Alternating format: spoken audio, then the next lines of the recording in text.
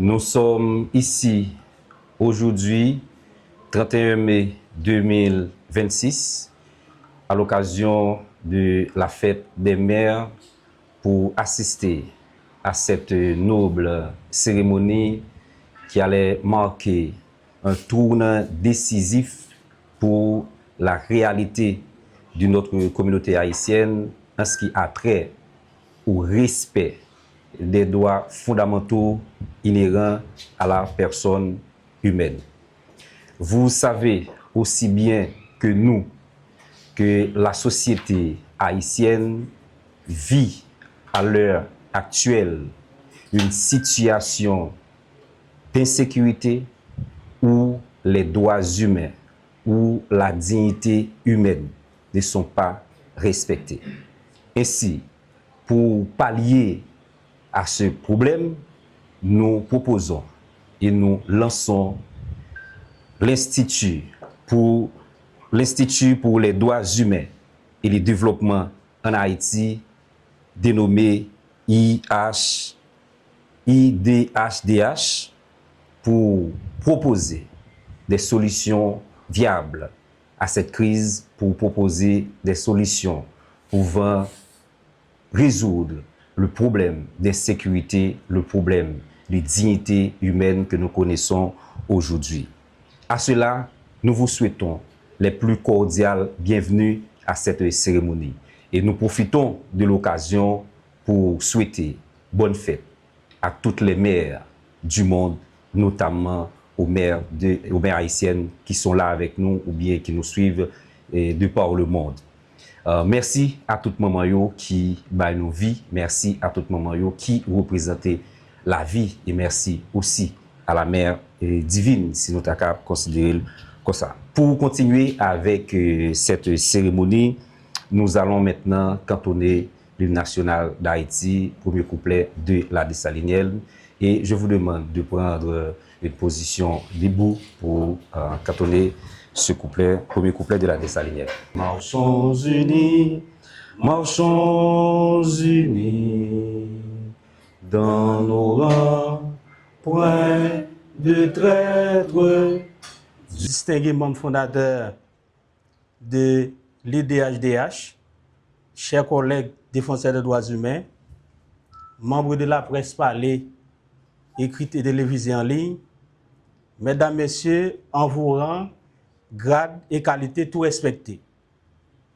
C'est avec une profonde gravité, mais aussi avec une immense espérance que je prends la parole devant vous aujourd'hui.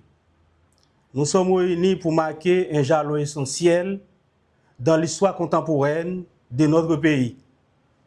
Le lancement officiel de l'Institut pour les droits humains et le développement en Haïti, IDHDH.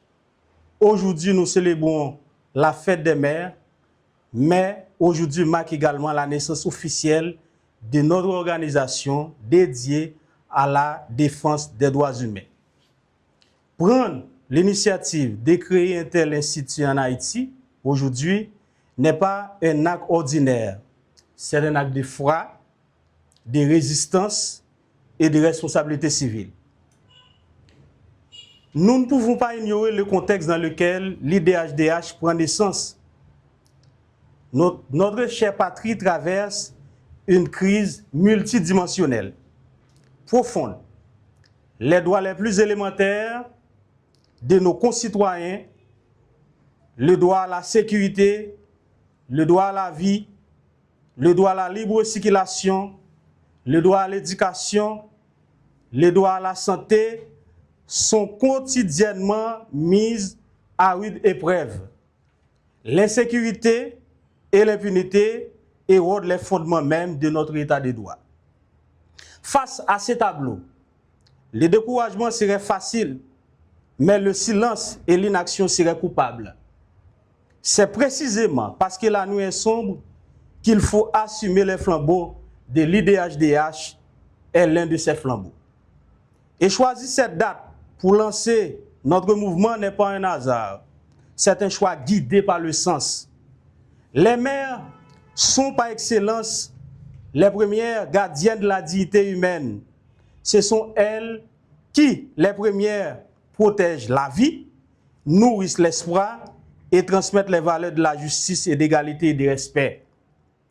En protégeant leurs enfants, en se battant par leur éducation, leur santé et leur sécurité, les mères pratiquent les droits humains au quotidien, souvent sans même le nommer.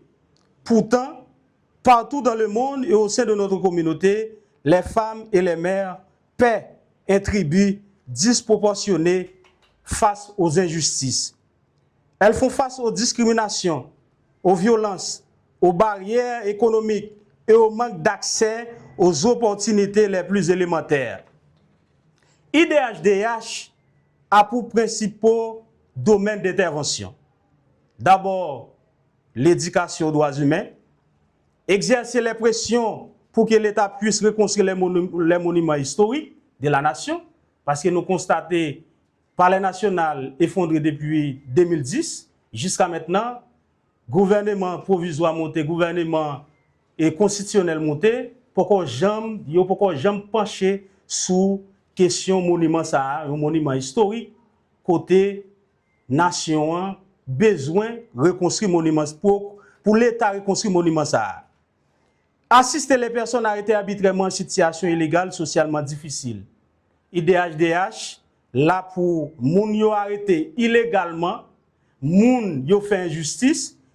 Dans le cabinet Jean-Bernard Elie, il y a une section droit moun, IDHDH comme directeur exécutif, moun yo arrêté qui pa gen moyen économique, qui en dans prison, qui pa ka dehors, qui gen problème économique, qui pa gen avocat, eh bien IDHDH là comme mission, comme domaine d'intervention pour assister les personnes arrêtées arbitrairement en situation économiquement, socialement difficile.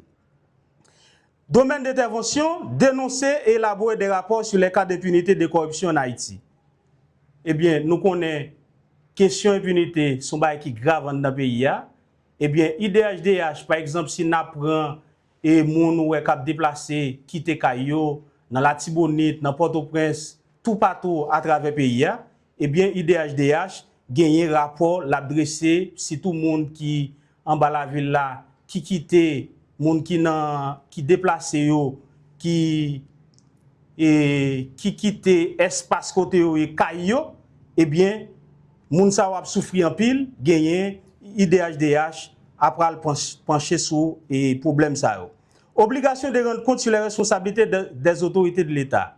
Yon moun qui en dans pouvoir ou pas ben résultat, ça veut dire ou directeur ou brat ou ministre ou directeur général, eh bien ou pas ben résultat, eh bien IDHDH lui-même il a pour garder par exemple si il y a un cas de corruption en administration publique là, nous connaissons même j'avais pourquoi gon monde qui jugé pour cas de corruption dans le pays. Pourquoi jamais bien ça? Elle dit mission ULCC est-ce qu'il affaibli ou bien est-ce que ULCC lui-même il fait UCREF ULCC yo tout est-ce qu'il fait job yo est-ce qu'il fait est-ce que c'est pas un problème d'impunité qui gagne dans le pays là IDHDH pour ouais problème et pour obligation de rendre compte sur les responsabilités des autorités de l'État. Par exemple, ULCC qui a un dossier il déposé dans le paquet, eh bien, nous avons gardé nous-mêmes comme garde-fou dans la société civile là pour nous voir qui suivi, qui fait, qui ça commissaire gouvernement fait avec juge d'instruction sur ensemble des dossiers en dans l'État ou bien en dans la justice. Travail en étroite collaboration avec l'État et le secteur privé sur le développement durable en Haïti. Renforcement des capacités sur le leadership des gestions organisationnelles et assister les femmes en situation d'agressivité sexuelle devant les instances compétentes et support aux femmes vulnérables. Par exemple, nous-mêmes, qui ça nous va le faire, en dans IDHDH, moun yo agressé sexuellement, eh bien, IDHDH, c'est ça que fait nous faire 31, qui tombe fête des mères, nous baillons priorité aux femmes vulnérables, aux femmes victimes, au viol. C'est précisément pour répondre à ces défis que l'Institut pour les droits humains et le développement en Haïti, IDHDH, voit le jour. Notre mission est claire, ferme et non négociable. veiller à ce que chaque individu, sans distinction, voit ses droits fondamentaux respectés, protégés et promus. Nous croyons fermement à l'universalité, à la justice et à l'autonomisation. Rapport sur prison civile Cap-Haïtien. Ce tableau montre le taux de condamnation générale de la prison civile du Cap-Haïtien avec un taux de 12,41%. C'est-à-dire 101 détenus sur 814 ont reçu une condamnation. Nous voyons comment le droit a violé. Je vais répéter ça encore. Sur 814 personnes qui gagnent dans la prison civile au Cap, gagné 101 qui condamnés. À l'inverse, le taux de détention préventive prolongée à Cap-Haïtien est 87,59%. C'est-à-dire 773 détenus sur 814 subissent une incarcération sans condamnation. Ou du moins sans jugement. Elle dit qu'il faut qu'on connaître, il faut que le peuple la connaisse ça, il faut que les gens dans la société civile la connaisse ça, il faut que la population connaisse. Sous 814 personnes qui sont dans la prison, il y a 101 qui sont condamnés et il y a 713 capitaines de ordonnance ou bien capitaines pour commissaire gouvernement vous juger dans le correctionnel. Elle dit qu'il y a 713 qui sont en détention préventive prolongée. Elle dit pas jamais gain qui fait pour moun sa yo. En somme, avec près de 88% de la population carcérale en attente de jugement, ces données démontrent que la prison civile du Cap-Haïtien fonctionne très mal. Par exemple, prison civile Fort Liberté. Ce graphique met en lumière la situation pénale au sein de la prison civile de Fort Liberté. Avec le taux de condamnation global s'étend à seulement 10,3%, c'est-à-dire 35 détenus sur 349 ont reçu une condamnation. À l'inverse, la crise de la détention préventive y est particulièrement aiguë, affichant un tableau de 89,97%.